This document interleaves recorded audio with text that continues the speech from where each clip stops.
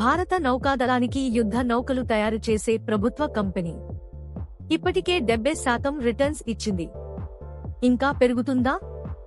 Garden Reach Shipbuilders and Engineers ఒక Navratna PSU defence shipbuilding company. Frigates, corvettes, anti submarine నౌకలు, marine engineering సేవలు అందిస్తుంది. భారత నావికాదళానికి కీలక సరఫరాదారు. ప్రస్తుతం షేరు ధర సుమారు రూ. 52 వారాల రేంజ్ రూ. 1184 నుంచి రూ. 3538.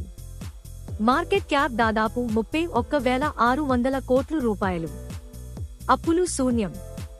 PE 43 నుంచి 60 మధ్య, ROE 25 నుంచి 28%, ROAS 32 నుంచి 38%. లాభదాయకత బలంగా ఉంది, కానీ వాల్యుయేషన్ కొంచెం ఎక్కువగా ఉంది. వార్షిక ఆదాయం రూ. 6,525 నికర లాభం రూ. 689. ప్రాఫిట్ మార్జిన్ దాదాపు 10%. త్రైమాసిక ఆదాయం 33% వృద్ధి. జనవరి 28న 2 క్రేన్స్ తో సంతకం చేసింది.